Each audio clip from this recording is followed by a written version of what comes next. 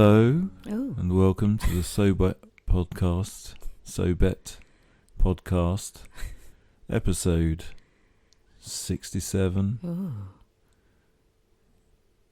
It's a very sultry voice all of a sudden. You've become a radio DJ of the 70s. This is Alan's Deep Bath. You're very relaxed. We are recording this episode at a funny time again, just like the last episode. So, yeah, and this is the worst of both worlds because it's a long time after we did the last one, and it's also a long time before it's actually going to be put online. Feels like in limbo space and time space. Yeah, we can neither remember what we talked about last time, nor can we know where you will be, future human being, listening to this. I will say this, though. We were correct in our predictions. They came late to you, if you listened. So you didn't realise that we performed magic. But we were correct about all election results. We were. Congratulations, Siobhan. Well done. I think we completely smashed that out of the park. Political pundits we will one day be. Political pundits we are. Are we?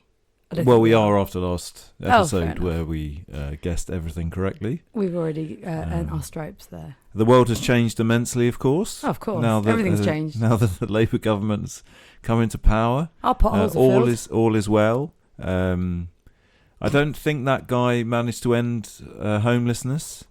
And, well, you didn't vote him in. Oh, good point, I suppose. But he had just as much chance being voted in as not being voted in as of freeing Palestine.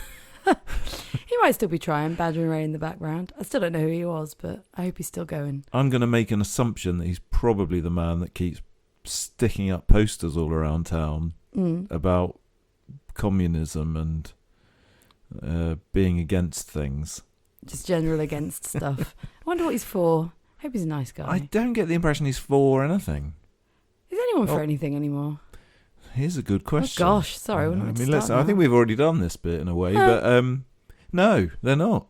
No one's Politics for is about what you're against, not what you're for. Mm. Donald Trump has been shot.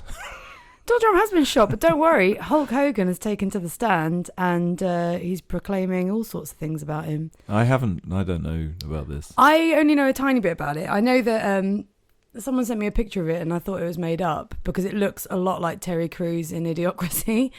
Well, so does Donald Trump, ironically. Yeah, no, I know. I mean, it's horrible, but Terry Crews in Idiocracy has got his bandana on. He's styled like Hulk Hogan at the stand, and lo and behold, Hulk Hogan has been at the stand proclaiming, they tried to shoot him, and being don't know who. Quickly, Hulk Hogan is for Donald Trump. He's very for Donald Trump. He probably worked Donald Trump. Donald Trump. He had a vest. That's the porno version of Donald Trump. Actually, I think Donald Trump is the porno version of Donald Trump. Probably is. I never want to see his sex tapes. And actually, weirdly, Terry, what's his name? Terry Crews. No, Hulk Hogan. What's his real name? Balea. I mean, he's got some tapes going, but not officially made though. Not officially made. It's radio tapes. Just quickly, sorry. His mate filmed him having sex with a girl that was young enough to be his daughter. Yeah. Without him knowing about it. This is like his best mate in his best mate's house. Yeah. From what I can make out, the best mate arranged for him to meet said girl.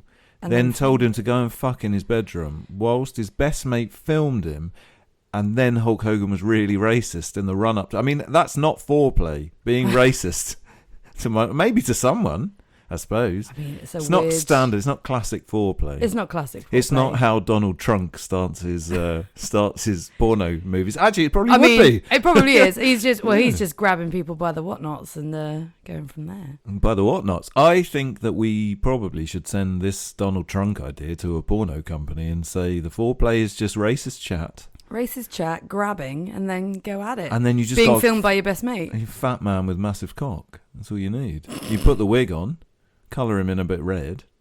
I don't mean blood in his ear there, ladies and gentlemen. I'm not celebrating anybody getting shot. Well, no, I think it's disgusting, actually. No one should be shot. It's a bit weird. And actually, someone died that day, so that's that's pretty shit. Mm-hmm. But yeah, so Hulk Hogan, he's been proclaiming all sorts. But yeah, he ripped off his own T-shirt to underneath show that he had a Trump T-shirt on. That was on major TV. Major TV. I don't know. I mean, Hulk Hogan's not being followed around by major TV. I don't know, but it was at a stand. Surely. I don't know what it got shown on. And annoyingly, the internet means you can just see anything. And are you sure it wasn't just Hulk Hogan's stories on his Instagram? Well, he probably does have a presidential stand with microphones ready at all times. He's been waiting for this day. It wasn't at the convention, was it? Because they just had a Republican convention, which was shortly after he got shot. And from what I can make out, he's carried on going to them, hasn't he? Well, yeah, of course, yeah. But I mean, from what I can make out, it was. I haven't seen any of this, but I've heard people talk about it. It was just like a massive celebration of Trump kind of thing. Like everybody's on board now. I mean, he's definitely going to become president. There's people. So the other thing I've seen, pictures of people with sympathy bandages on their ear. I mean, the world's gone a little bit mad. That's insulting. Oh yeah, that's like the Bill Hicks thing about. Do you think when Jesus comes back, he wants to see a man on a cross? Well, Donald Trump really does want to see these people with. I think he's quite happy about it. So it's a weird world. It's a really weird world. When does that happen? November? Who knows? Well, yeah. I mean, who knows? He's going to be up against, I suppose, as well. But I mean, we can't get into that, I suppose. No. But yeah, I do think. I know that there's been chatter on the internet of sort of people celebrating the fact that Donald Trump got shot in the ear. And hoping that he would have actually got shot and killed. And I don't think that's all right. But the thing is, if that had happened, would anyone could you be? I don't know. Like Donald Trump, I don't want him to be in power by any stretch. No, but the argument is that when probably wouldn't be great either. No, the argument. Well, no. I mean, it would definitely not be good for America as a country because clearly somebody else. Yeah, if you kill Donald Trump, then somebody much more extreme would just say they killed Donald Trump. Here's me, and everyone would just vote for him. Yeah. So you have to be careful about what you wish for in that context. Yeah. But no, I think that the argument is that horrible things have happened to other people, and Donald Trump has been an arsehole about it, and so therefore he deserves, apparently, therefore, to get shot. I don't think that that's logical, and I don't think that two wrongs make a right. No, I know that's like, never worked. I know that's really sort of old school. To consider forgiving somebody when they've just been shot in the ear. But I don't think that's unreasonable. I wouldn't vote for the man. I don't like the man. I don't believe in anything that he stands for. But I don't want him to be dead. I don't want his children to not have a father. No. Maybe that's me just being a fucking bleeding heart liberal. No. But also there's no condoning murder for... There's no condoning murder, is there? There's no condoning murder. Why would you murder? I don't know. And I think if your life will be so much worse if you celebrate somebody else getting killed, whoever that person is. Yeah, it's true. It's true. There's no joy in someone else's death. And the other funny thing is the same people that seem to be celebrating the fact that Donald Trump gets shot and hope that he was killed are the same people that don't believe it and think that it's some sort of conspiracy, which seems to be the first thing that everybody I know immediately went to. Yeah. Without even stopping to take a breath, immediately this was a conspiracy. Definitely a conspiracy, of course. It's funny to me. It couldn't just be that someone who they don't like got shot and didn't die. It couldn't just be that the facts were the facts. And again, I mean, somebody literally got killed in this apparent conspiracy that was made up. And that's exactly Donald Trump, about the main conspiracy that I heard was that he basically did a wrestling job on his own ear. He had a little... So he fell down and bladed? What do they call it? Yeah, gigged. He gigged himself. What, someone died? Yeah, I know. Well, no, yeah. Well, that was to make it real. That was like the ultimate, you bend down, cut your own ear, then we'll shoot someone stood behind you just to make sure there was definitely a bullet going. Yeah. Yeah, I reckon that's definitely what happened. But then I suppose you could argue that people that have conspiracy theories about 9/11 don't sort of think about the fact that there was loads of people that you can actually see jumping out of windows. And it wasn't a computer game. Funny enough, guys, real life is not a computer game. Nor is it some sort of AI created Instagram story. Terrible things sometimes happen, and sometimes the only answer is that they just happened. Yeah. We'd like to make sense of them, but sometimes nothing makes sense. And we should neither deny them nor should we celebrate them. We should just accept them and be decent. It's true, because I think everyone's moral compass goes a bit awry at these moments, don't they? They're just like, yeah, fucking hope he dies. I'm like, do you actually? But you take a second. Do you actually hope that person dies? Probably not. But in that moment, you're convinced you do. But also, you say in that moment, and obviously this is a particularly extreme version of this, but we currently live in a time where at that moment is constantly, because there's constantly some shit that somebody's trying to gig you with.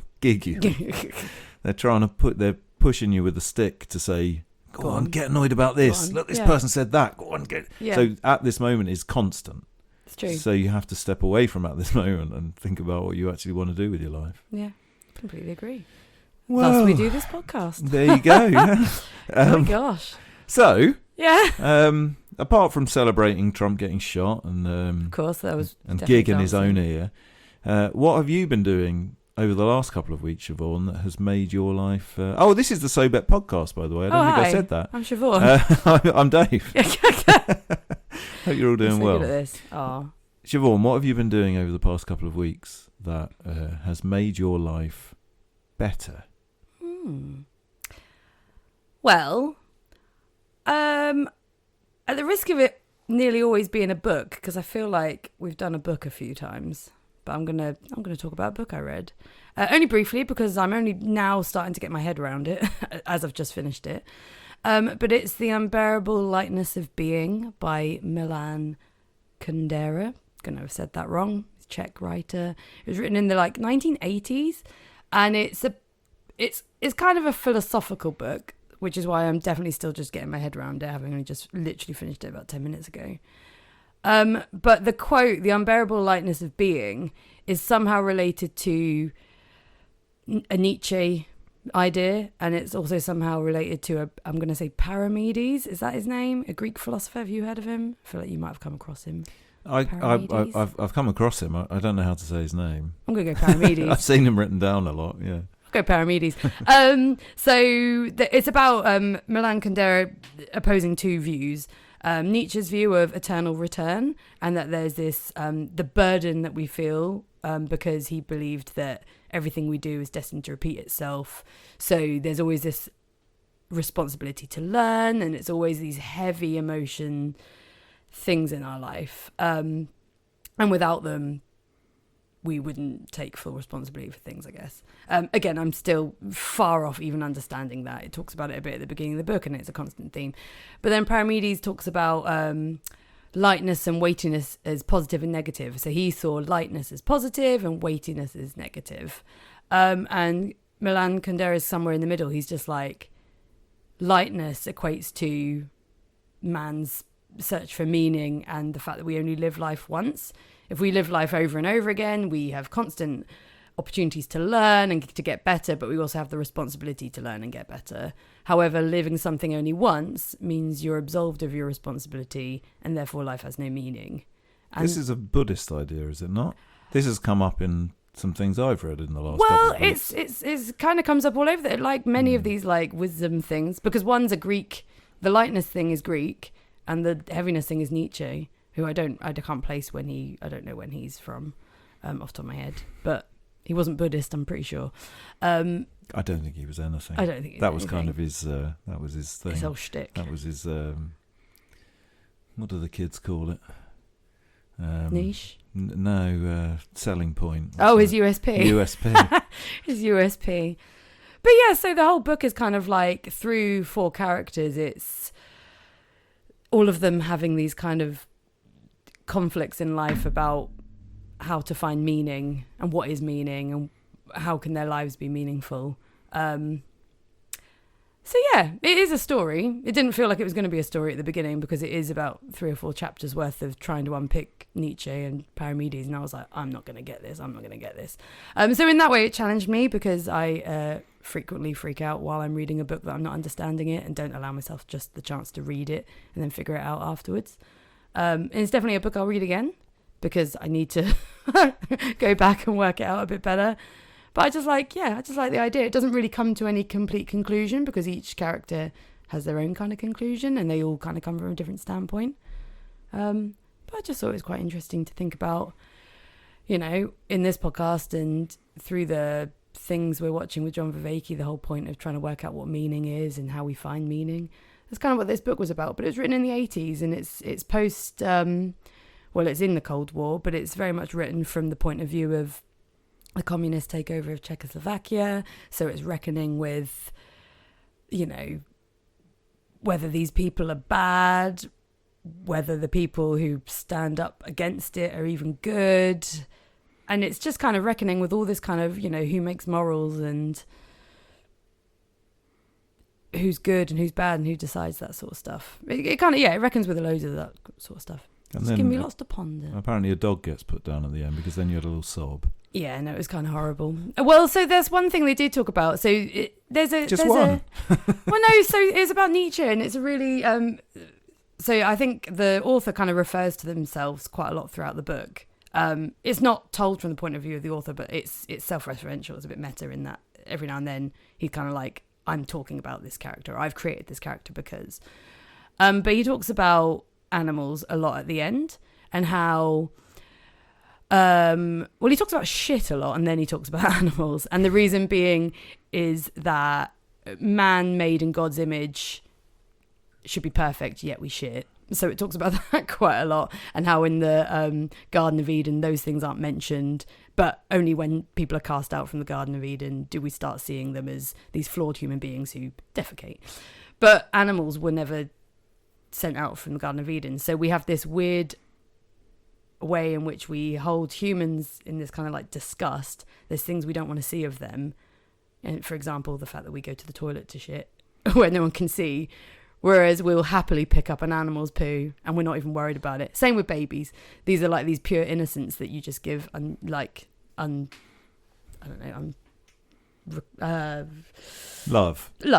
But like there's no reason to get it. You just give it without any reasons. And he talked about Nietzsche doing that to a horse. Not doing that to a horse. That sounds awful. He saw a horse that was Donald. Donald Trunk. Donald Trunk. The horse. No, he saw a horse being whipped by his owner, and the author talks about how he's about to go mad, and he wonders if seeing this made him kind of have this weird breakthrough of mental illness. But he ran up to the horse and hugged him and just started crying and was just like, no, you don't deserve this. And it's kind of then juxtaposed with the fact that these two people that are struggling with lightness and heaviness and meaningful life, they've got this dog that's been with them their entire time of their relationship, and he gets cancer, and the man is a surgeon, and so he goes and gets all, he's like, I can do it, it's fine, I'd rather be present with the dog and we can have him at home and put him down. And so there's just this really long, lovely scene. It's probably at the end for a reason, because it's just this kind of like, actually this is their working out of some sort of meaning. But it's really sad because it reminded me of our cat.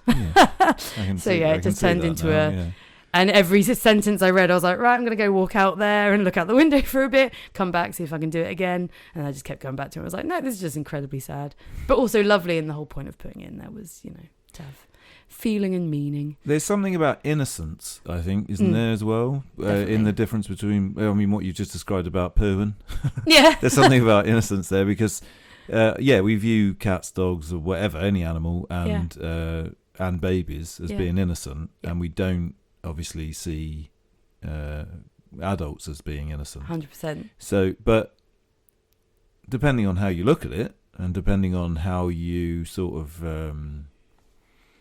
consider how we are all made and the reasons that we all do things, no matter good or bad. And we talk about psychopaths a lot on this podcast, I feel like, but it's an ideal time to bring it up again, is that fundamentally everybody's kind of innocent, even the absolute worst people in the world, because anything bad that anyone has ever done comes from something that almost certainly wasn't their fault. It comes from fundamentally everything that we do comes from the first 2 or 3 years of our lives, or at least that's one way of looking at it.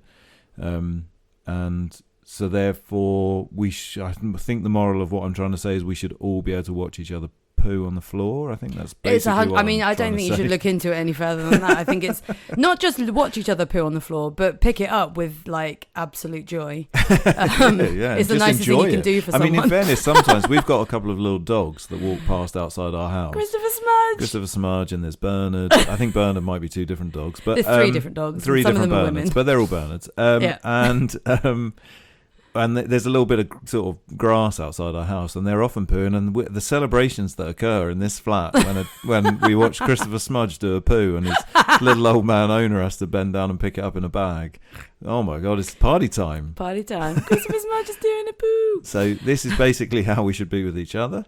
Maybe I think it is somewhere along that line. I'm not sure if that's quite the moral of that. The other thing is about, like you said, about feeling, I don't know if I'm going to word this quite right, sort of intimidated by reading books because it was difficult and like it almost sort of intimidated to like that you weren't getting the right idea. But in a lot of ways, that's how you find meaningful things. Like, but most meaningful things have a degree of being difficult by default. Yeah. And I think, I mean, the easiest way to think about that is the example that you just gave of reading a book. I mean, often you'll start a book and it'll be like, fuck me, this is heavy, or like, oh, I'm not getting any of this. And then you go through that journey where you're like, well, I'm too stupid. Oh, I can't even read. Oh, I'm not even. I need to go back to reading children's books. Or People say this book is a classic. I think it's complete gobbledygook. Exactly. What's wrong with me? And actually, what's happened is you've tried to go from, I don't know, the Da Vinci Code to Crime and Punishment, and that might be quite difficult. But the thing is, it's an important step to take. So with most, I mean, definitely with reading, unquestionably, I've got to a point now where there's plenty of books that I've read where I've not really taken enough of it in, or I've not understood it, or it's been way above my head. And sometimes I'll give up if I'm really getting nothing. Don't get me wrong, I will give up. And sometimes you have to read yourself a bit as well, because what you don't want to do is not give up and then be like, well, I'm shit at reading, I'm just not going to read. Yeah, which is what I would have done in the past. But now I just find if you sit through it, you might just find 3 sentences in the whole book, but they might be real fucking life changers. You never know. It's like music, isn't it? It's like you could put on an album, and the first song might be shit. Well, you could turn that off, and I think, you know, now that we live in a Spotify world, most people would just turn that off. But actually, that's not engaging with a piece of art. Yeah. So the important thing is to, obviously there is shit. So I mean, if something is shit, then it's shit. But I suppose it's hard to recognise. It was easier a long time ago because you had to buy something.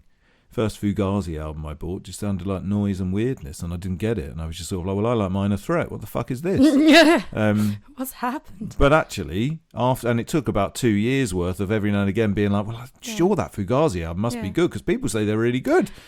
And then eventually I got it, and then once I got it, suddenly it opened up this entire world of weird music that, you know, now I can listen to all sorts of fucking weird noises. And I guess it's about, you know, you're not the same person you were yesterday. And so if you come back to something over and over again, you find a different thing that you resonate with based on who you are right this moment. Definitely. So right now I've read that book and I was thinking the same thing. Like, I'm just going to keep going. And even if I get a tiny bit of information from this, or I understand a minor bit of it, at least I'll have that. And it's definitely, I got halfway through and just thought, well, this is definitely a book I'm going to read again.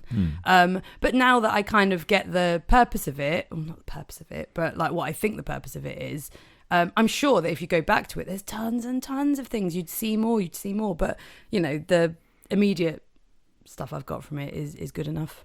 And I'm sure that when I'm 50-something, if it's laying on the shelf still, I'll give it another go. Yeah, I mean, I think also, actually, with that in mind, it's not even necessarily about going back and reading it another time and being a different person. It also means that in 20 years' time, it might not be that you read that book again, but it might be that something in that book suddenly makes sense to you and jumps into your head. True. Because something else has happened. Yeah, that's true. That's the beauty of life, isn't it, really? There you go. So, yeah, really good book. Challenged my brain, challenged my ways of reading and how I feel about myself when I read. Made me think of the cat. Yeah, Nietzsche hugging a horse. Just loads of nice things, really. But yeah, so it is literally a book about philosophy, which I think is a bit too on the nose in some ways, but I love it. So yeah, wonderful. That was what I have put into my brain space to make my life more meaningful. What have you done in the last couple of weeks that has given your life a little bit more meaning, or what have you? I had a bunch of different possibilities, and I thought I'd riff on what you've done, but all of mine seem very light and pointless. Oh, I mean, no, but that's good. Well, is it? One of them was turmeric, so I'd rather you didn't. Talk enough about turmeric in the house. Yeah, honestly, I can't even say it right. Who knows? I'm Norfolk, one of us can't say it right. Yeah. Who knows? Great podcasting. So I'm going to go for a slightly more obvious one. So when we're recording this, it's the end of the week where I spent the first half of the week recording some new Haest material. I don't know exactly how it's going to come out, and it's early days, so I'm not going to describe it as being the new Haest something, but it's some songs that we recorded and will eventually exist. And not a great deal to say about it, I suppose. Apart from that, I mean, it's too. I'm not saying it was brilliant, and I'm not saying that it went really well or anything like that. Although it did go really well, and I am proud of it. So I suppose that's another way of saying it's brilliant, which is a very English way of saying it. Yeah. But the experience was wonderful. We went to the same studio, Bear Bites Horse in Hackney, not really Hackney, Haggerston, as we did the last bunch of stuff. Worked with a little man called Wayne. He's not Lil. I don't know why I call him Lil at all. It's because Lil Wayne. Oh. And it's not because he's anything like Lil time. Wayne, but I think that we have ended up sometimes saying Lil Wayne. Aww. I don't know why. Anyhow, we call him Uncle Wayne. Uncle so I don't Wayne. know if that's even worse. Well, funnily enough, actually, we did used to call him Auntie Wayne. Isn't that funny? Oh. So we've just opposite genderized from ourselves to be. I wonder what that says about Wayne. Anyway, lovely fella. So lovely. Yeah, really great guy. Brilliant on what he does, and just really like serious about kind of recording. We put a lot of effort into our music, like I'm sure everyone else does, but we are also bozos. And sometimes it's kind of nice just to go in and someone with quite a professional attitude, very friendly professional, but professional attitude to sort of make you view what you're doing a little bit differently. And it's just a great process to go through, I think, from a creative standpoint. From the perspective of being a singer, you do everything last. So I basically spent 2 days just listening to the same things going round and round and round and round, and then I spent about 3 hours actually doing my bit on the last, just before we left. So that's weird. But those 3 hours, which I suppose is probably fundamentally what I'm referring to as to what I've done or what I've put into my head, are fantastic, because you just get to completely lose yourself in creating something.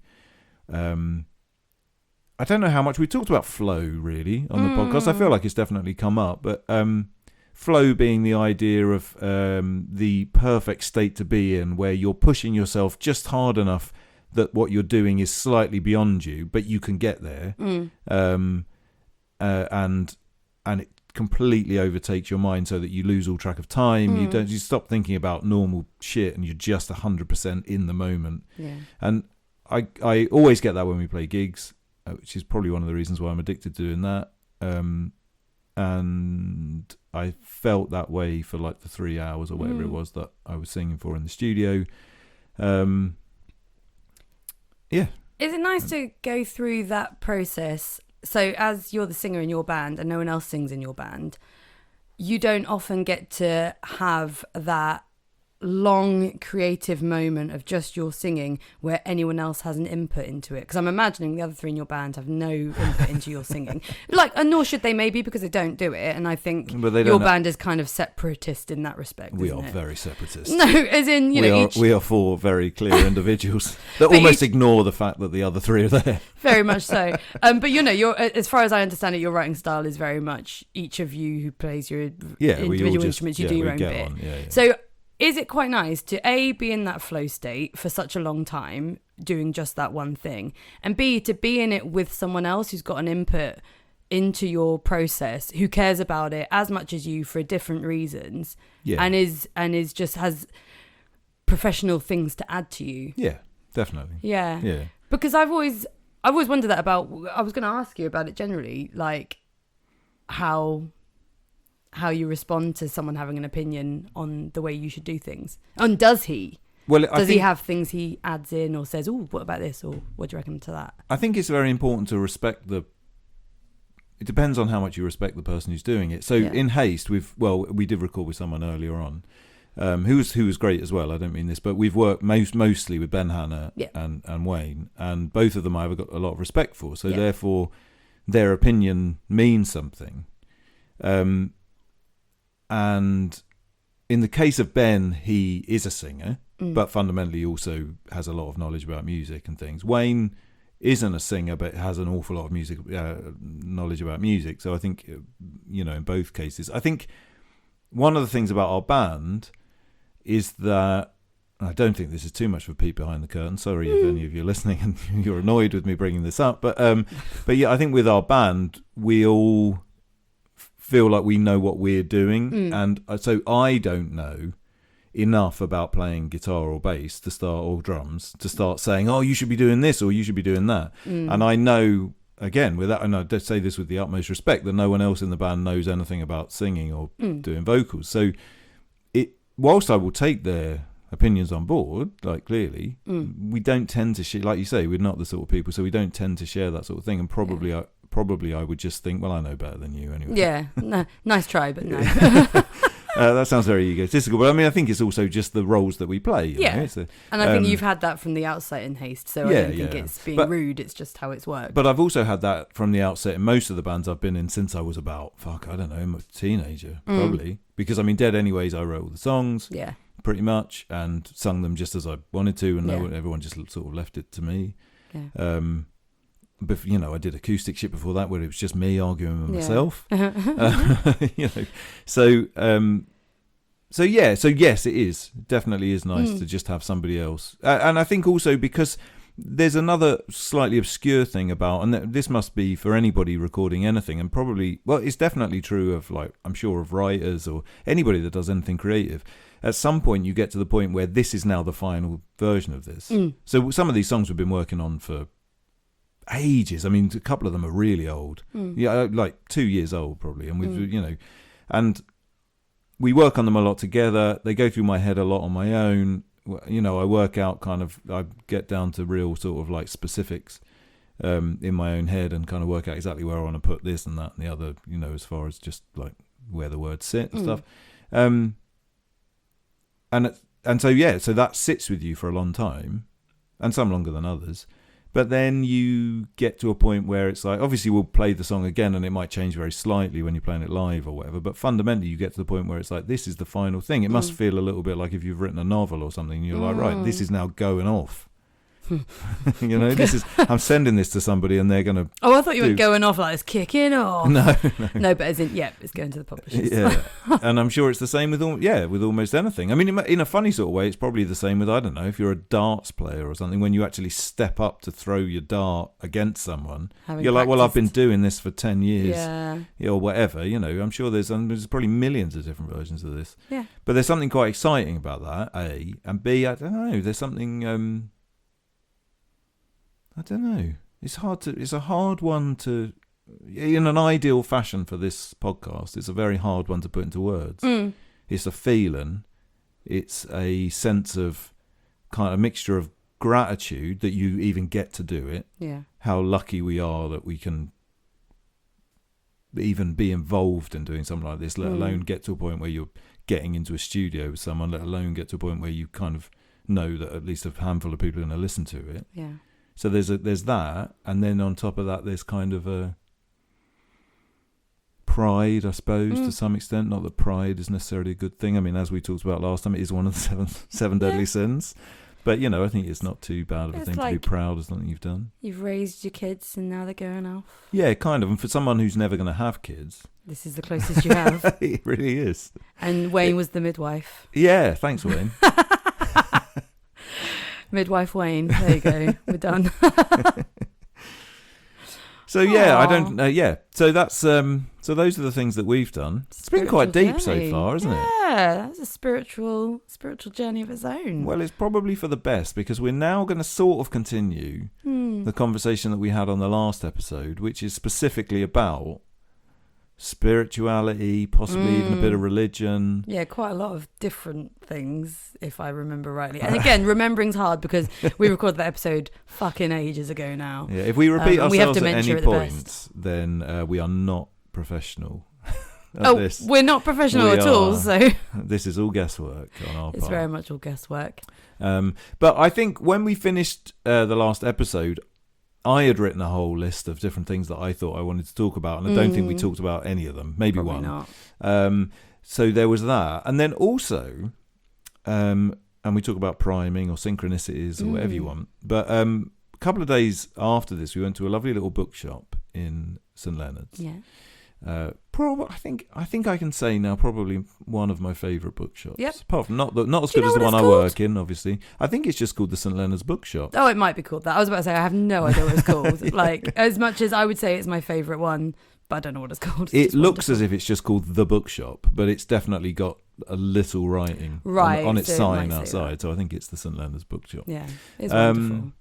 But just popped in, having a little look around, and I found 2 books, and both of them were like spookily about some of the things that we were talking about on the last episode. I mean, to read their titles, you think they were exactly about it, which is kind of strange. So I thought maybe we could just quickly start, and I'm not going to be able to do justice to these. I just want to give you a vague idea and sort of the things that I took from it. So one of them is called Religion for Grown-Ups. It's not. It's called The Bible for Grown-Ups. See, that's how good we are at podcasting. I've forgotten. And The Bible for Grown-Ups is fundamentally, and there's so much stuff in it that, again, there is no way I'm going to be able to do it justice, but it's fundamentally looking at the Bible almost as like through the lens of literary criticism. Yeah.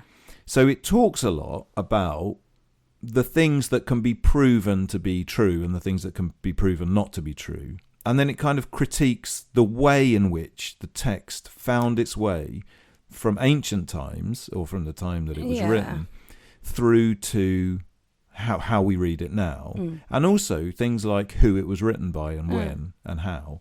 Now that sounds like something you learn in history is how to critique your sources, sort of thing. Yeah. So is it about, like, even when they prove something was true or wasn't true, for the things that were proved not to be true, did they look at, like, well, why did this author write that then? What was the purpose of making this up? Well, importantly, the book is very skillfully written, and it does talk a lot about the sort of stuff that we were talking about, which is that the truth or the non-truth is not important. Yeah, it's the myth. So it's not fundamentally about, oh, this is wrong. Yeah, this person says this and this is wrong. Yeah, which is what, I guess that's the atheist argument generally. It's where it falls short, isn't it? It's like, this is wrong, so there's no worth in it. Yeah, and I have absolutely no... So the guy that wrote it is dead now. It's the only book he wrote. And I have absolutely no idea what his... religious outlook is. I've no idea, and I still don't know from the book because it's just so well written. It takes everybody's sort of perspective. Nice. But the interesting thing that I found, a number of different interesting things, load of stuff that I don't know that probably is really obvious, like along the lines of like who wrote the Bible and when, and what bits of the Bible and how was it put together. So one of the interesting things, and again, I think everyone probably knows this. I mean, the Bible wasn't just written all at one time. You know, I don't know. I've never thought about things like this. So maybe this is all really obvious. But at some point, somebody collected together a bunch of different things written by different people in different times and said, now this is the Bible. Yeah. And those things weren't even written vaguely close to each other. Is that specifically the Old Testament, or does that go for both? Well, it goes for both, but the Old Testament is obviously much more difficult to really unpick. But it's having said that, I mean, he does quite a good job. But the interesting, you know, and again, this is definitely something that I'm sure we all know, but, you know, the Old Testament is basically a Jewish book. So it's not actually written for what became Christians. So, you know, Christians was not even a thing until about 100 years after Jesus died. Yeah.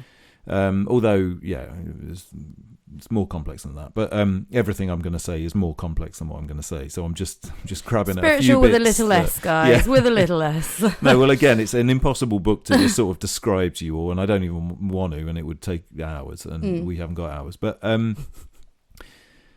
But it's just interesting because what it talks a lot about is the people who wrote its perspective. So by the end of the New Testament, it's being written fundamentally by someone in Greece, and it's all written in Greek. It was the original thing was written in Greek, and obviously the earlier stuff was written in Aramaic or whatever. Although I think a lot of them were written in different all sorts of languages. But by that time, that was being written by somebody who wanted there to be a Christianity. So at that point, and fundamentally that's the person who put the New Testament together.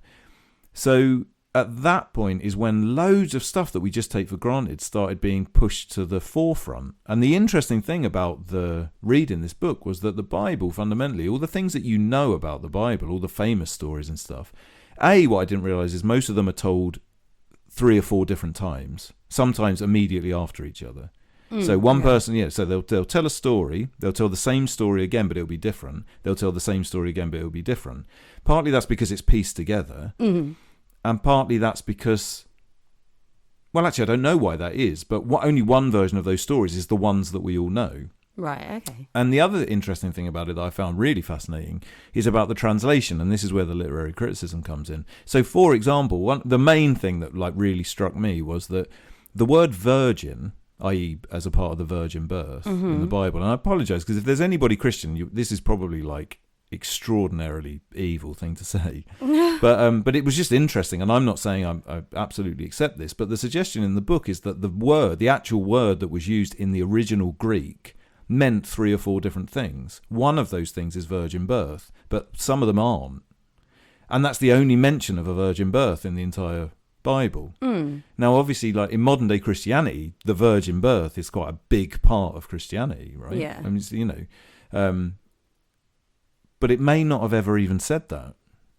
Equally, it might have said that. So, but we don't know. So there was a few different translations, and the one that got in was virgin. Yeah, fundamentally, or it could have. Well, no, it could have been translated in different ways. I think was the argument that this guy makes. Anyway, so the point really that I bring that up is partly just because it was a bit of a synchronicity, and partly because we were talking about this in the context of people taking holy books as if they are literally everything in this holy book is absolute, no questions asked. This is what we follow, and I think that's probably, or not even probably, almost definitely one of the main reasons why we all get so fucking turned off by the whole even slightest idea of any sort of religious teachings, right? It's like the dogma you must believe and must follow, and if you don't believe a bit of it, then you are you don't follow it then. Yeah, or you hate it, probably. You hate it, and I think that's where we've got to in modern society. So the reason I bring all of this up is that for me, reading this book, it was like, oh, holy shit. Like, you don't say holy shit anymore, David. Holy shit. Shit as well on a day where we've been talking about poo. No, but one of the things that we definitely talked about last time was this idea of like how you shouldn't really pick and choose from the Bible. You know, like if you're going to say the Bible is what it is, then you shouldn't really pick and choose, because that seems like the wrong thing to do. But actually, it's not the wrong thing to do, because if you look at it critically, then some of it might be right, some of it might be wrong. And again, to be clear, it doesn't really matter if it's right or wrong. It's about what it's trying to get across. What it means. And I do sort of think that made me realise, well, that's one of the things that I find such a stumbling block for taking any worth from any religious text, full stop, and fundamentally having been brought up in a Christian country-ish, as Christianity is the closest thing we have to a religion. That also influences my attitude towards all religion. If you take that dogma stuff away from it, it's like, oh, well, there is actually a load of things that we could probably learn from. There is, and this is kind of what we were talking about last episode. Yeah. So it's a bit of a roundabout way of saying that I just feel like this book gave me a little place where I thought to myself, right. So the things I and most people that I know would say we hate about organised religion, we could just ignore those things. Yeah, does it matter? Take that bit away and then think around if there's something worthwhile in the text, or if there's something worthwhile from the methods that people use to celebrate their faith, then they're not, it's not a cancer that we need to get rid of. It could be something that we could actually learn from. Yeah. I mean, I think I completely agree with it, and I definitely hadn't had that opinion on, I think we talked about this quite a lot last time, I definitely didn't have that opinion of holy texts before. It was definitely like, again, not to keep banging on about John Viveki, but in his lecture series when he talks about myth, and he relates it mostly to the Buddhist story of how Buddha left the temple and went out and did all these kind of like weird and wonderful things, and some of it feels a bit like, did it really happen that way? Did it not? And his point of saying, like, actually, it doesn't matter if it happened in that way specifically. The point is that the story has been told to make you think of something, and what you think of and how you then challenge your own ideas is the point of it. And I guess there's been books written since then by Christian people that I didn't realise was them figuring that out. There's is it St. Augustine? Yeah. Did a book called Confessions, and I think I'm definitely going to get this wrong, and it's in the 1600s. It's like way later. And he's like, it's a book written about him working it out, I think. And it's still seen as religious, and he's Christian. He's not denying that he's Christian, but it is his kind of like weighing up of things in the Bible and not taking it all on in inherently face value, which I think now in our world that we live in right now, like the culture that we have, it's, I mean, this is definitely something atheists argue, but I've seen it argued in a few other places. Maybe atheists don't argue this, but an atheist argues this, is we're in a place of pure atheism and kind of hatred for religion, or fundamentalism. And the in-between is also sneered at, because it's like you're condoning certain bits, and it's that picking and choosing thing. And I don't think anyone on either side of atheism or fundamentalism believes that picking and choosing is the right thing to do. And so everyone's kind of become this pure hatred for religion, or pure hatred for those who aren't entirely religious. And that's definitely an that's an oversimplification hugely. But it does, I think it puts people off even entering the idea of, like you say, looking at it from a bit of a step back, removing the dogma, trying to see it for what it's potentially useful for, which I think people are trying to do. Well, we are all or nothing creatures, though, aren't we? I mean, and I think you can we have, and probably will again, blame the sort of modern world on the extremities to which we go. Something is either all good or it's all bad. Yeah. But the reality of things is that things aren't really all good or all bad. No. You know, it's much more complicated than that. So therefore, if that's the case about you or I think we can all probably see it in ourselves. Yeah. We have bad things about us, but we also have good things about it. And it would be horrible if somebody turned around and said, oh, because I don't recycle, you're the worst person in the world or something. We would all be like, well, hang on a minute, I give money to charity or so, or whatever. You know, being sort of, but we can see that in ourselves, but we can't see it in other people. 100%. Which is why we celebrate the idea of Donald Trump being shot. Yeah. Because it's like he can't possibly have he can't have any worth in this world because I've seen one, but not one. Lots of bad things he's done. Yeah. But it's why, and again, I keep coming back to this, but I think it's one of the best things I've ever heard. It's that John Ronson, when he's asked how he can speak to all these like pretty well-known nasty people, he's just like, and also why he really is anti-cancel culture, and he's just like, because I'm an arsehole. I have arsehole tendencies, so I know other people have those arsehole tendencies. So who am I to judge someone else? And I just think it's always so good to remember, like, the things that are nasty about yourself that you have, because everyone has them. It's about realizing that everyone has them, and you can't judge other people in that respect. Well, also, you don't know. You have no idea what people are like. That's the other thing. I mean, we assume that somebody who comes from a different perspective to us, that everything about them is bad. Yeah. But fundamentally, it's almost certainly not true. Yeah. We're creating somebody else's personality. Yeah. Even people that we know, even me and you. Yeah. We're still creating each other's personality. Yeah. Fundamentally, we don't know everything. Do you know what? And it's interesting that the earlier conversation went the way it did about innocence, and I'm going to forget all of it now, but tons of what you were saying was resonating with me about things I wanted to bring up. And one of them was about like moral and how we decide when is someone absolved of their thing that they've done that's nasty, and when does someone have responsibility for things? Well, maybe the answer is that it's not as simple as that, and no one needs to be absolved. 100%. So it's a similar thing to being, it doesn't matter if something's true or not. It's a similar sort of place. So this was an example there, and we're definitely not going to go down this road, and I don't know anything more about it, but I have seen, when we're looking at all of our podcasts on YouTube and these thinkers are talking, the concept of free will comes up an awful lot. And there are a lot of people that are arguing that free will doesn't really exist, or that it doesn't exist in the way that we think it does, or that it doesn't exist at all, actually.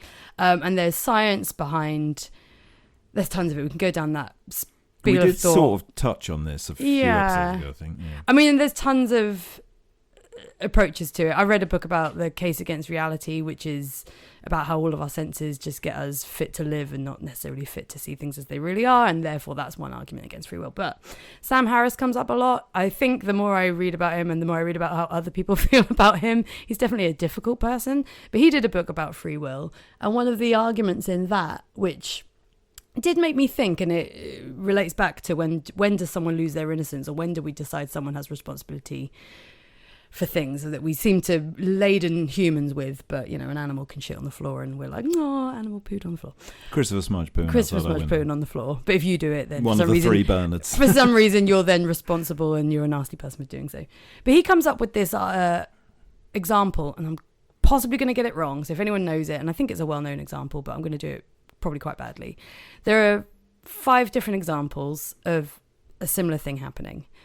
A 4-year-old finds his way into his dad's gun drawer, takes a gun out and accidentally shoots a woman. Same situation, but a 12-year-old is abused their entire life, or not abused even, just not treated too nicely, doesn't like dad's new girlfriend, finds gun, shoots. The third person is a 20-year-old who has been abused their entire life, and the abuser was this particular person, and they go in there, does gun drawer, shoots the person. Fourth person, no problems, brought up really well, happily decides to shoot someone. And the fifth person, nothing's gone wrong with them in their bringing up.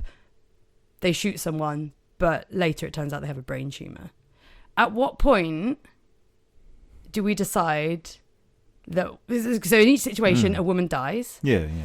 And each situation is only ever so slightly different. The first two we decide is okay because it's a young person with no mature brain. Somehow they...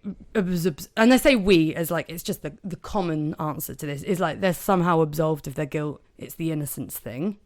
The middle person has can I just say, I think that's changed. I think that the toddler, definitely. Yeah. The 12-year-old, I think at this point, I think 10 years ago, well, 20 years ago. So the book was written in 2003. Yeah, so interesting. Definitely So I would say now that would be an exact... Yeah, it would definitely not be seen as being in any way acceptable. No. Not acceptable. Is not no, but it's interesting. And I'm not going... I have a point at the end of this, but it's not. It's not really the point. But yeah, the person who's abused in the middle, we're like, oh, but what a horrible upbringing. We don't feel that way about the psychopath, who's clearly number 4, who's just shot for the sake of it. But psychopaths, we know, are broken people. Are they born that way? Are we not? I don't know that that's definitely sorted out in the world, because sometimes they look like they've got no issues, but they're still a psychopath. It's not possible to sort it out in the way that you've just described. I mean, if you end up being a psychopath, then somehow, even if it's not a thing has happened to you, something's gone horribly wrong. Something's gone wrong somewhere early in your life. Exactly. No one might be able to put their finger on what it is. And it might be a tiny, it might even be thing. something that to anybody else would be like, what, you just didn't get given a chocolate bar when you wanted a chocolate bar. On that one day. Yeah, but and it wouldn't be that. I'm being very facetious. But but it can be as simple as it can be something thing. Very minor to you, but it doesn't matter about what minor to you is. It matters what minor to a 2-year-old is. Yeah. Who is been created in a certain way, and probably genetics come into it, and anyway. Exactly that. And then the brain tumour person, well, people seem to think that's not their doing whatsoever, but they didn't know they had the brain tumour at the time. I don't know. It just opens lots of I don't know what the answer is, but I guess one of the arguments here is things are really complicated. When does someone have free will? When do they not? All of these things were impactful on their free will. All of them could be said as having free will, yet you've got a child who hasn't got a mature brain. You've got people with abuse their entire lives. That psychopath had no choice as a 2-year-old over whether that seemingly minor inconvenience would then lead them to be a psychopath. They didn't choose to be a psychopath. And the person with a brain tumour didn't choose to have it. Yet all of these people have murdered. And there is one answer to that. So it's just... There's another side to it as well, isn't there? I don't know if you were suggesting or not. I don't know if the thing was suggesting, but there's another aspect to this, which isn't necessarily unreasonable, but it does murk the waters even more, is that then there is all the other shit around what you've just described happening. So, for example, you said a number of times that it was a male shooting a female. So depending on where your political standpoint is depending on your own experiences of life, depending on your own gender, depending on all these different things, that is going to, at the very least, maybe rightly, maybe wrongly, I'm not making a political point here, but it's going to frame that somehow. You know, imagine if the child is white and the person who got shot is black. 100%. You know, imagine if the child is extraordinarily rich and the person that gets shot is their nanny or their, you know, servant or something. You know, imagine if it's a child who shoots its dad and the dad is the abuser, then that suddenly changes. You know, so there's a whole bunch of things that we, depending on our own life experiences, even if we just read this thing in a newspaper, that we add to the story. 100%. And that, I mean, that happens all the time. And I think one of the points of including that in the book, I think, but again, I've not read that book, I just vaguely know of this example, is it's about, things are complicated, it's about, do we all have free will and therefore should all of these things be treated as one thing? Or should we use the concept of actually, do we have free will? Because is every one of our decisions a culmination of everything that's happened before us? And should we be, you know, use that as a vehicle of compassion? I don't know that this is necessarily what Sam Harris was talking about, but it's definitely where it overlaps with Buddhist philosophy, where like Pema Chodron's entire book is about this, and Thich Nhat Hanh, I don't know, always say his name wrong, but he is 100% about this. It's just like, if you were brought up in this way, or if you had all of these experiences, or you couldn't even do that because every single tiny thing is shaping you at all times. It's about that kind of, it's just so much more complicated than just saying this is bad and this is good, and then that flows back onto and in how that do we decide what's good and bad. Context, are you talking about almost like, depending on what day it is? So if you hear about this, so as the person who's making judgments on this, so again, this is not someone you know, you just hear about it, you read it about it in the paper, you see it on Facebook, whatever.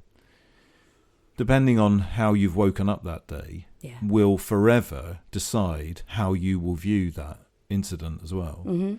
So if you wake up in an outraged, if you've had a horrible day at work and you wake up all outraged and it fits into something that you're outraged about, for example, then you will always see it in that way, just because it was your first experience of that. Whereas maybe on another day, something almost exactly the same happens and you barely even notice it and you never think about it again. Or you might even go into that one with compassion and say, oh, this poor, you know, child who was abused or whatever. And it's also like realizing how susceptible we are to like context and where you get your information from.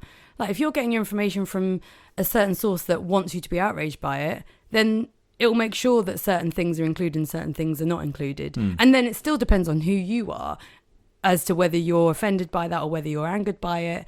And it's just interesting to me that tiny little details will make difference to different people. And whilst that complicates things and it doesn't necessarily give us the answer, it's something we need to be aware of in ourselves and treat it as important so that we can decipher what we're being given. And now I'm going to sound like a conspiracy person, but I mean it not like, oh, you know, the information we've been given, how we're being controlled and manipulated, but it's more like we need to be aware of that but like our ability in ourselves to be swayed by context and by what we are each different day, and recognizing that we are different and a combination of everything that's come before us at all times, that is always changing, before making rash, sweeping opinions of things, and also realizing that we may have only gotten a tiny bit of it, and just how hard that is. But that's not a conspiracy theory, because what you've just described is deciphering yourself. So it's quite healthy to have conspiracy theories about yourself, in as much as then you might actually question your first instinct. To say, this is outrageous because of this, and this. You might actually, if you had conspiracy theory, if you were like, well, that's what that person would say, then you might be able to pick apart some of these things. No, that's true. So I think what you're describing isn't having a conspiracy about the thing or what you're being fed. It's the idea of being aware of why it is you react in the way that you might react to any one thing, and then that puts you in a position where you might be completely reasonable. You might be reacting in a perfectly reasonable way that makes absolute perfect sense and that you're completely happy with. But I think we all probably make rash decisions, and then for lots of reasons we have to stick with them. Right? If I listen to a band, right? Let's think of something. I listen to a band and I say to all of my friends, "God, that band is fucking shit. It was so bad. I caught this band live. They were the fucking worst band ever, and everybody loves them, and I don't understand it or something." Yeah. And then a month later, I maybe hear another song by them, and I think, "Oh, damn it, that one's pretty good. That one's all right." It's quite hard to then go back if you've told everyone and you've made a big hoo-ha about how terrible this band is. It's quite hard to then be able to go back and be like, "Do you know what? I was totally wrong. I really like that band." And I know, I know most people who you may think that you are someone who can do that, but I don't know many people that would do that. Almost everybody would just stick with it. Just be like, "No, they're shit. No, I'm not even going to listen to them." Or like before you know it, you're like, "Oh, wait a minute, that person didn't like that band, and here they are stood next to me at this gig. They've not mentioned they're coming. They're just here, just slyly pretending that never happened." But actually, I would totally appreciate that person feeling like, "You know what? No, of course, what Muppet I was." Yeah, of course. But it's not about you, is it? It's about them. No, so and equally, you might be them. So So I'm just saying, it's like it's hard to back down from the very first thing. If you're someone who just immediately says everything you think based on your very first experience, that's true. Then it's very hard to then back down. So most of our, and I believe this truly, and this is why social media is so fucking damaging, because it's a continuous process of extreme ideas being thrown at you, even if you don't see them as extreme, and then you have to make an immediate decision on whether you dislike, or they've got rid of the dislike button, haven't they? But you like it or you ignore it, or you write a comment saying you're an arsehole, or you write or whatever. And then once you've done it, then your chips are set. You've got to stick with it. It doesn't matter if you suddenly realise you were out of order or. This is how people. I mean, Twitter or whatever it's called now was the prime thing for this, as I understand it, as someone who hadn't got Twitter and definitely doesn't have whatever it is now, and I've never been dragged into that hole. It's one social media hole that I haven't been dragged into. But it's the ability to give an opinion that isn't even really an opinion, just a comment, a throwaway comment immediately. And you're right, have tons of people either support or hate you for what you've just said. I say tons, coming from maybe people who have a big, wide platform for it. And then before you know it, you're digging yourself in a hole that maybe you might not have gone had you had 10 seconds to think about it, but you don't have 10 seconds. You didn't give yourself 10 seconds to think about it. And then everyone barraging you with their comments, who also isn't thinking about what they're saying, isn't giving you the space. And before you know it, you've gone down a real weird hole that you don't really necessarily always come back from. I'm thinking of people who are currently cancelled, who I wonder if they'd have had 10 seconds to think, I wonder what would have been different. Maybe nothing. Absolutely, maybe nothing would have been different. But there are certain people whose their lives are absolutely ruined now. But also the people that cancelled them, you could say the same about, first of all. But also, I suppose it's about then there's another complication to that, which is then you become known as the person with this opinion. Yeah. And you don't have to be famous for that to happen. Yeah. It happens to us all. If you're on social media and you've come out with any opinion, then it's almost like then it's your brand. Yeah. We don't think like that. Of course we don't think like that. But then that becomes the person that you are. You're the person who's grumpy about everything. So therefore now you've got to be the person that's grumpy about everything. You can't wake up one morning and think, "Oh, I'm really happy. I should tell everyone how happy I am," because you're the grumpy guy or whatever. But then if you were to change, how do people respond to you? Do they think that you're an asshole for changing your opinion? Do they think you're lying? Do they... Well, you would. That's what you would get is if you change your opinion, then people would be like, "Oh, you're lying," or there would be a conspiracy. "Oh, someone else has taken over so and so's Twitter account." Or if you, or it's the guilt. Maybe if you had an opinion and then it turned out you were really wrong, and it came out that it was indisputable that you were really wrong. How'd you come back from that? Do you just say, "Well, I just thought..." You delete all your accounts and you pretend to be somebody else. Yeah, but it's interesting, isn't it? So this is another thing that came up in the book, actually, that I just read, the Milan Kundera thing, and I think I talked to you about it at the time. It was, so it's set in the world of communist occupation of Czechoslovakia, and politics kind of lean into it a lot. And there's people going on these great marches, and people who are really against communism, and... there are people who are angry with those who went along with it, especially because it's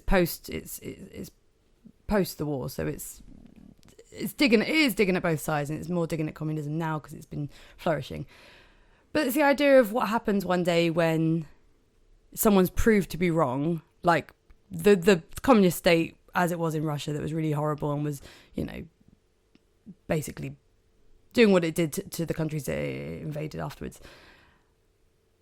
The people who are going along with it, is argued in the book, aren't necessarily criminals. They're not waking up in the morning and going, today, how can I be the worst human being? Even though some of these people were doing the worst crimes against other humans known to man. Are all of them these crazy psychopaths that are getting up every day just to cause human suffering? Or do they actually think that they are furthering a good cause that they genuinely believe in and genuinely think that they need to go full throttle into to save humankind, to take them to this better way of life? I'm not saying it's right or wrong, but what I'm saying is when it all turns out to be not true, or they see the horrors that have happened in the name of what they thought was doing a great thing, what do they do with that guilt, or do they even feel guilt? I guess one person in the book is saying, well, no, we were misled. It's not our fault. We thought we were doing the right thing, and they absolved themselves of guilt.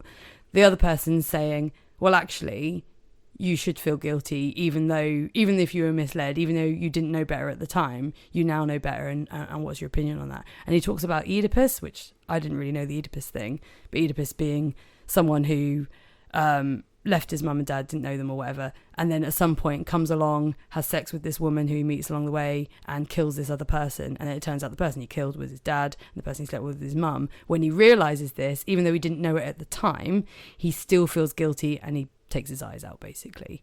And it's about the argument of whether, do you have guilt for something you didn't know was wrong at the time? And that kind of complication of, when is something good, when is something bad? It's survival, though, as well, isn't it? In the context of if you're a soldier that did horrible things during a war, two things. A, we're all that soldier.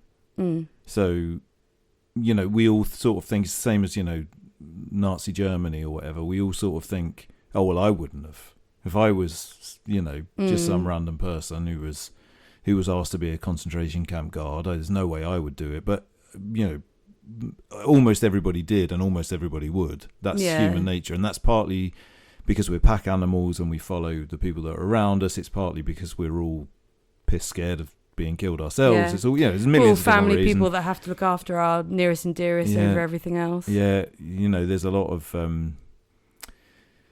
lot of like findings of people that fought in, I think it was the First World War, where they were fundamentally, they didn't believe, none of them, not on either side did they actually believe or even know what they were fighting for. But what they were actually fighting for was the 10 other people that they had just been randomly stuck with in a trench. Yeah. And so they were trying to keep them safe because they were their mates. Yeah. And it's like, so you could be doing that in the name of Nazism, or you could be doing that in the name of... But you don't know because there's 10 of you there. Yeah, exactly. It's the same with, I think, when they spoke to people that came back from the Afghanistan war, they were like, we don't know what we're doing anymore. We literally don't know why we're here. Yeah. But all I know is I've got to keep this team alive. Yeah. And I've been told that they're the people that are trying to kill them. And they probably are, because the very nature of you being there has angered the other lot.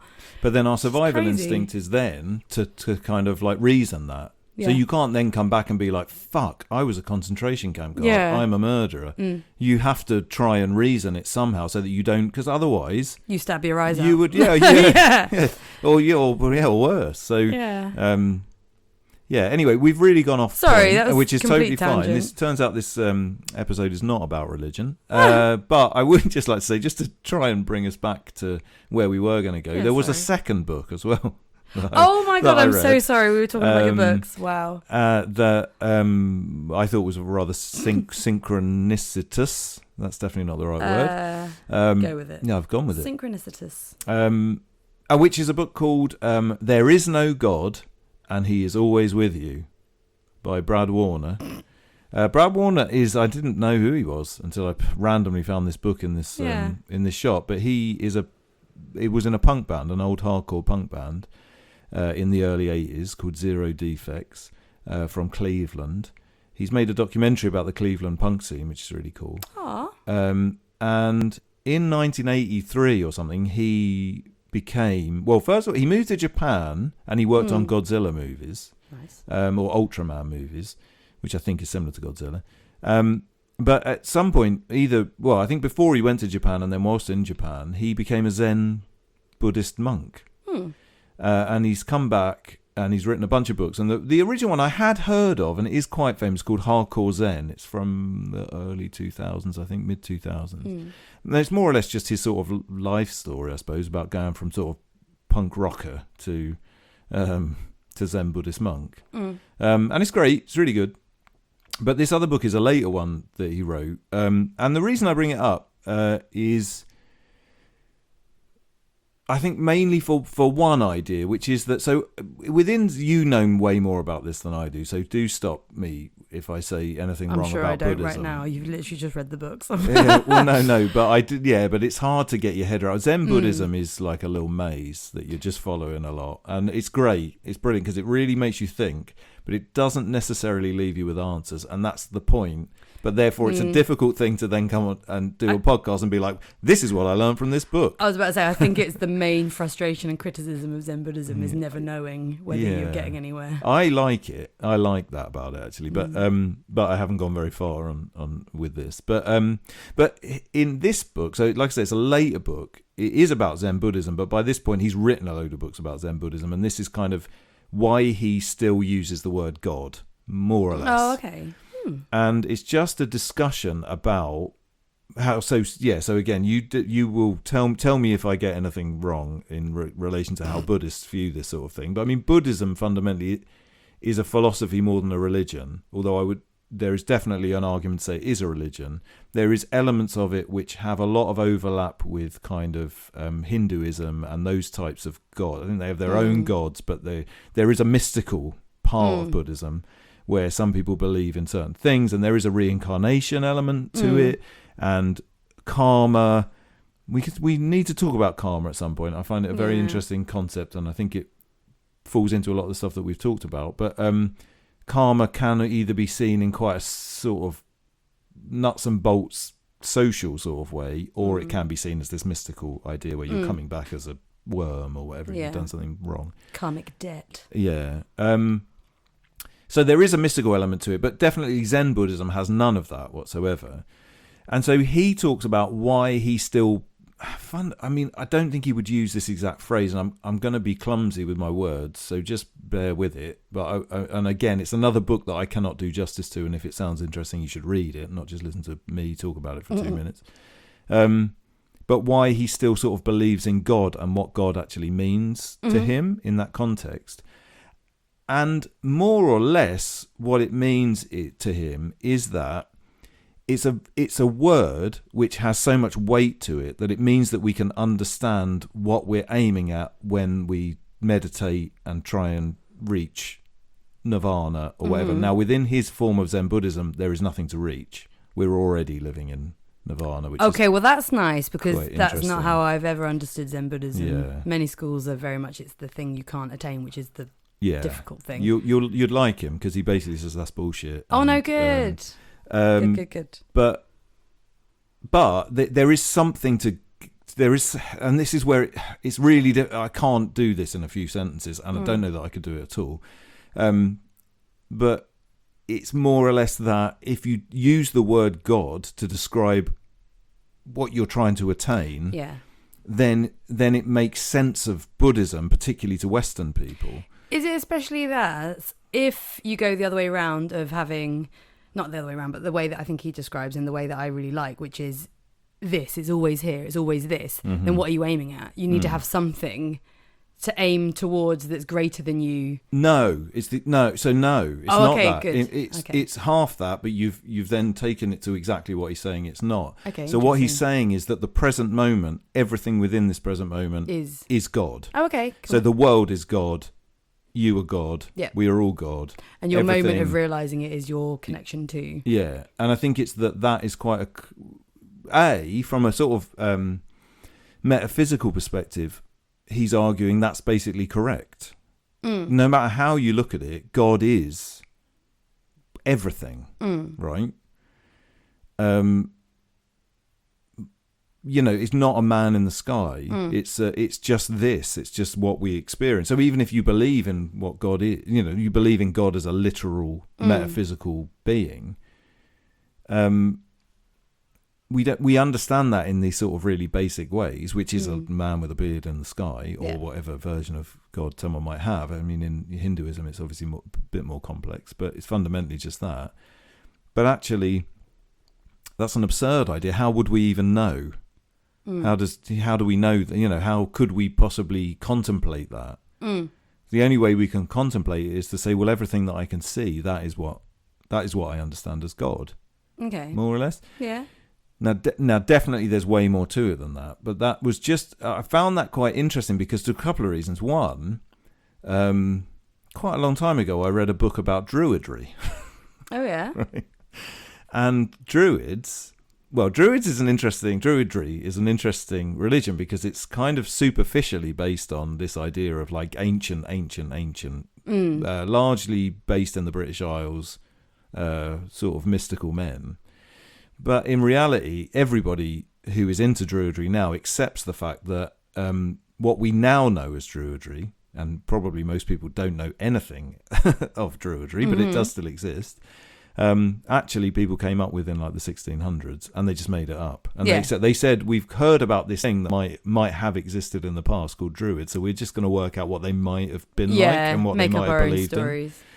But I always really liked it because again, it sort of it felt like a religion, but it didn't have any sort of religious aspect to it. It was more. It was just a nature. It's similar to Wicca. It was just a nature.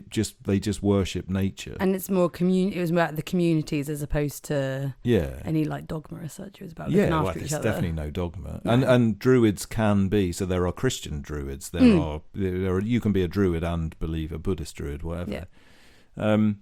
So I quite like all. Anyway, so it was interesting to me that this version that he was talking about of Buddhism kind of like fitted with Druidry. Just as a little tidbit, but also just because it's a nice, it's a nice way of viewing it, in my opinion, because it gets rid of any supernatural element of what we could think of as God. Right now, you might not give a fuck about whether there's a God, whether there's not a God, or you might think that we're mad people for even using the word or talking about it. But going all the way back to what we were talking about Religion for Atheists, the Alan de Botton book, and a lot of the stuff that we talked about last episode, the things that we've lost from religion, which are things like rituals, which are things like support, community, those things we don't have, and we refuse, if you like, refuse probably isn't the right word, but we wouldn't do. So if I suggested to my mates, let's go and do a ritual on the beach and celebrate Mother Nature, they would think I was a completely crazy person. But as human beings, which has been proved for millennia, we need that sort of shit. We need rituals. We need something to believe in, but believe not necessarily in a metaphysical man in the sky, but just we need a thing to aim our intent at. Like I say, I think in the modern world that's been replaced by politics, but politicians are definitely not a good substitute for God. No. So if you can imagine God as just being what you experience in this moment, then you can get down to the important shit, and you can do you can create a community around that. You can create rituals around it, and of course all of these, and that's why I think Buddhism is a religion. Because it has those things. It might not have a belief in the supernatural, but it has rituals. It has very much. It has things that you should do in order to make your life better. Things that you should believe and behaviours that you should stick to. Rules, basically rules. Rules that you should stick to in order to make your life better. And there's lots of Buddhist schools or groups that believe in it having to be a community thing. So Buddhism looks definitely to the Western view, and definitely the way it's been sold to the Western view, as this individualistic, bettering yourself for the sake of being better, and with the background reason to then help other people.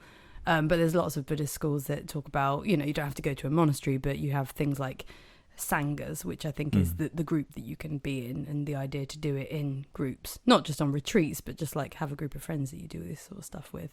I think, and I think in that context, obviously we've all got groups of friends and things. But what religion does, ultimately, importantly, in my opinion, is it. And we talked about this on the last episode, maybe in a slightly different way, but is that it gives you this space where you can talk about quite deep shit with those people, so that you're not just saying, "Did you see the last episode of this TV show? Yeah, wasn't it funny?"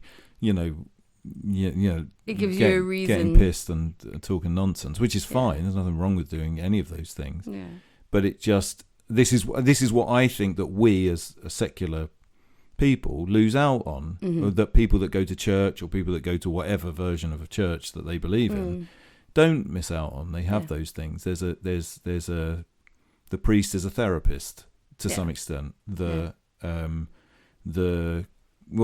community is a therapist too. Yeah. So that helps you look after your own mental health. The rituals that you do are both physically and spiritually uplifting. So that's going to also improve your mental health. The community itself is going to stop you from being lonely. These are all the problems that we face in the modern world. It just reminds me of in Religion for Atheists. It talks about Mass. The original Mass was actually a meal. It was a big meal that you had with the rest of the people at your congregation. And Alan de Botton mentions, he's just like, how many times you go to a restaurant and you do not speak to a single other person other than the person you're with? You don't even really communicate with your waiter. Well, you would be seen as a weirdo if you started just talking to the people next But he to you. said, like, there's so much lost opportunity to be connected to other people that we don't have anymore. And even some of those things are missing from, church, like Catholicism used to have that. I mean, it has it now with the ritual of the biscuit and the wine. The biscuit and the wine. But yeah, it's just interesting. It just made me think, like, gosh, there's loads of things that we do in secular society that used to specifically be for connecting to others that we now specifically do to disconnect from other people. You go to many restaurants now.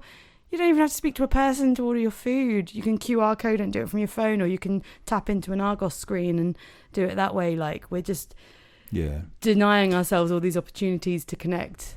And people are continuously creating different ways in which we don't have to talk to other people. Yeah. I mean, AI, like the most base level of AI that people are talking about is like, oh, it'd be so great. AI can do phone calls for you. They can ring up and arrange you a haircut, or they can do whatever. Yeah. Or they're communicating to you right now. If you go and message EDF and say, my internet doesn't work, not my internet, bloody hell. My gas doesn't work, the person responding to you is a robot. Yeah.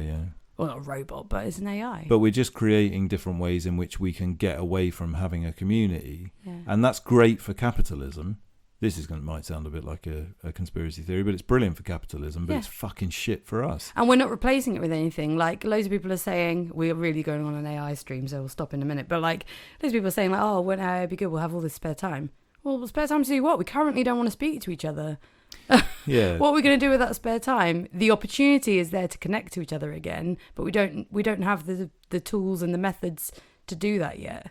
There's a really interesting. I think we're going to have to finish soon because we haven't talked about any of the things we were going to talk about, so we'll have to save them for the next episode. But there is a really interesting, I suppose, sociological study that was done quite recently. I think a few of them have been done, and they've gone to the places where the most people live past 100. Is that octogenarians? I think that's the right. I'm not sure if that's right. I'm not sure if I've used the right term, but anyway, people that get to over 100, and it's odd. Like, the places, there's very specific, like the towns. So they found the towns where the most there's people, more than a couple, yeah. And there's a little place in Greece somewhere. There's definitely a place in Japan. There's somewhere in South America somewhere, and some of them are like real, like, country little villages, and some of them are bigger, towns and stuff. There's no cities or anything, which is hardly surprising. But they basically, I think there's 6 or 7 of them, and I'm sure if you Google this, you'll be able to find these and find out where these places are.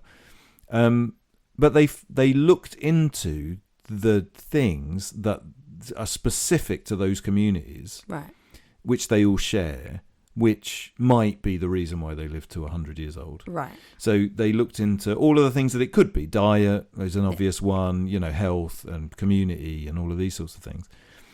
And the things that they found that were absolutely always there were these really random little things. One of them was diet. Like, the diet is a big one. So I think it's more or less where people just eat whole foods, Yeah, all the obvious things. They don't eat any processed food, don't drink alcohol or drink very little alcohol. Yeah. So there's like obvious ones that we could all probably have guessed at. But some of the ones that, and I won't be able to remember them all, but some of the ones that were just really surprising, or not surprising, but just that, I don't know, amazing that you can really work this out by just kind of going to these places and talking to all the people that live to over 100. One of them is that they were all close-knit communities where there was a normalised societal expectation that you sort of looked after each other. Mm-hmm. So, I mean, that's obvious, I suppose, when you say it out loud, but it's so odd that these places completely in different parts of the world all had this. But the other one, well, it's because it's the oldest version of culture that we, in cities and Western civilization, we've completely abandoned. Well, yeah, exactly. Completely. Yeah. So, I mean, that's the other thing. Yeah, all of these things. So, I mean, again, we can all say, oh, it's so obvious that it would be no processed food and only whole grains or whole food. But actually, whilst we can all say, oh, yeah, of course it's that. Well, we could be eating that way as well, and we just don't. So, it's not like, it's not something to write off, I don't think. But the other one, and one of the ones is that, and I know that this was in every single place, they all said prayer before they ate. And obviously some of these places, so like like in Japan, it wasn't a religious prayer. They said a prayer. We've talked about this quite a lot privately. But in Japan, they have this thing where you eat until you're 80% full. Oh, yeah. And it's, I was like, where's it going? It's supposed to be, really, it's a really healthy way to eat. And there is a prayer that they say in some parts of Japan, which more or less is just a reminder to you to only eat until you're 80% full. But you say it as a ritualized prayer. So it's not to a god. It's not it's not prayer as we understand it, but it is a prayer. It's a ritual. And all of these places in different ways, and some of them, I know one of them is definitely a Catholic country, and they definitely say proper, Catholic grace or whatever. But then there's also, you can have a prayer of gratitude that isn't religious, where it's just thanking everyone. That I think it's more Buddhist in those respects, but it's definitely not just Buddhism. But I know it from there. It's just like thanking every person allowed that had anything to do with your food. So like who grew it, who transported it, who made it for you. Well, because there's a Hindu idea as well that you are basically, when you're making the food, you make it with your spirit kind of thing. Yeah, your you energy put yourself into it. Yeah. And I think there's this is too obscure, but I think probably true. You can take, if somebody's spent time cooking you a meal, it's a completely different experience eating it to if someone's microwaved you an instant meal. Yeah. Right? Now, sure, you can say, well, it tastes better, or, that it was, clearly. But sometimes it doesn't taste better. No. So, sometimes the worst sort of processed foods, eating a Big Mac or something, I'm sure to some people tastes better than, than a salad, for example. But you have a different experience if someone has, put their effort into the salad than you would the Big Mac, even if you prefer the taste of the Big Mac. Are you saying this because you're about to make me a roast dinner? Yeah, I would, and I would like you to celebrate me beforehand in a ritualised way. Is it just one big prayer where I just go and thank you to David for the roast potatoes and thank you to David for the broccoli? Oh, and also thank you to David. And you're just sat there with a big smile, this guy, thumbing yourself. That is the only reason we're doing this podcast. This is the 67th episode, has just been building up to this moment when I can where be I bow celebrated. to you while you make a roast. Yeah, no, that's fair enough.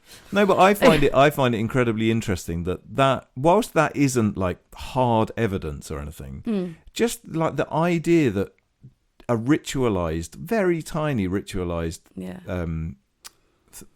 thing can cause loads of people to live until being over 100. Yeah. Now you can be cynical about that, and you can say, it's because they're all eating, salad and olive oil. Yeah. And there's probably truth in that as well. But it's weird that every single one of these places, and they're from completely different cultures, totally different in the way that they view religion, they all do this thing. And I think it just says something. I mean, again, maybe I would argue you can believe it or not believe it, you can be cynical about it or not, but how about just not being cynical about it? How about just thinking, fuck, wouldn't it be nice to do something ritualized with the people that I love every now and again? Wouldn't that make my life better?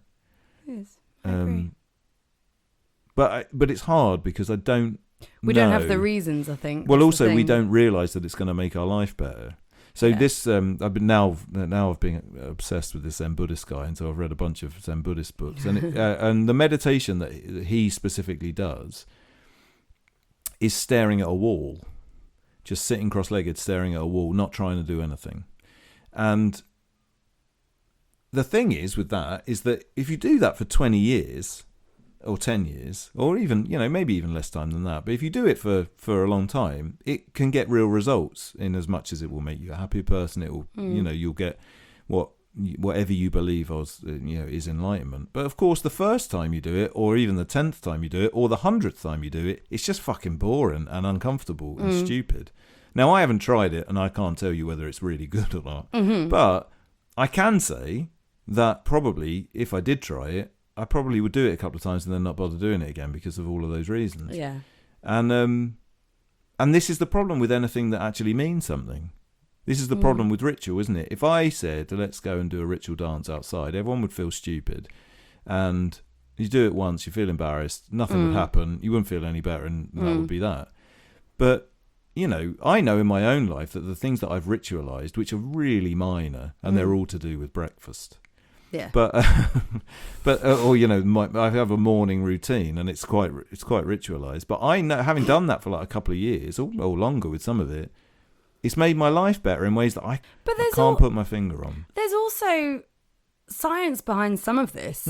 Like meditation, there's huge science for this. Like you do it every day, not knowing whether it's going to do anything to you. And the problem with the attainment of enlightenment being the goal means that it does feel like there's a reason to do it and you keep doing it. But if you do have no other reason to do it other than to just sit and accept that you're just experiencing this right now and then, you get a short-term goodness from that if you can get there, which everyone can. But then it proves that your brain changes. Like people who meditate, people who do mindfulness-based practice, it's proved over and over again. I have no studies off the top of my head that I can give you, but it is proven over and over again with cognitive science and with various other things that your brain changes and you do get happier, or maybe not happier always, but bits of your brain open up. You can train it. Brain plasticity we've talked about before.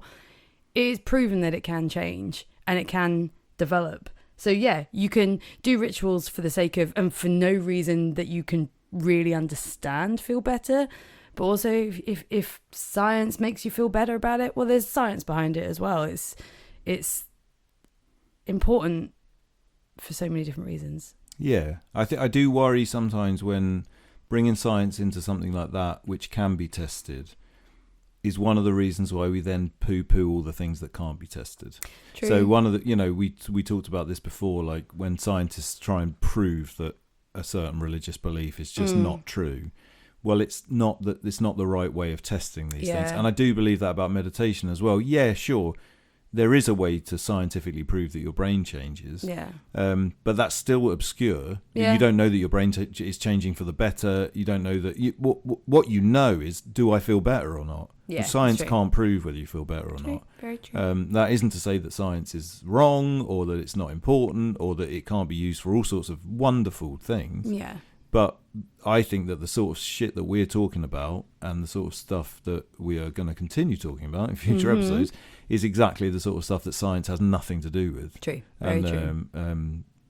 Yeah, I almost just want to fuck it off, to be honest. Yeah, pull the rug under science and go back to magic and then back to religion. Indeed. And then back to just generally being nice to each other. But this, Brad Warner says, enlightenment is sitting down, shutting up and staring at a wall. There you go. So just do that, guys. Just do that. We haven't talked about anything that we were going to talk about on this episode. So next episode we will. So we're going to maybe we will. Well, we're going to try, but we're definitely going to stay on this topic. If you would like to email us, you can. shamcityroasters@gmail.com. Thank you very much for listening. I hope this wasn't too much of a mind fuck. Sorry, it dibbled about everywhere, but that's just how it goes. Just turns out that we were in quite deep moods today. I didn't expect it, really. I think it's because you sobbed about a dog. It definitely is. I don't want to think about that dog anymore. And I've been reading so much about Zen Buddhism that I tried to read 2 different books that weren't... I thought, I better take a break. I started one. I was like, no, I can't read this shit. Then I started another one. I was like, no, I can't read this shit. And So now I'm reading Back to more Zen about Buddhism again. Zen Buddhism. So who knows? In 2 weeks' time, guys, who knows where I'm going to be at? You might, well, staring at a wall. I might be just sat down, shut up, and staring at a wall. This will just be 2 hours of silence. Brilliant. We'll see you then. See you for then. Bye. Bye.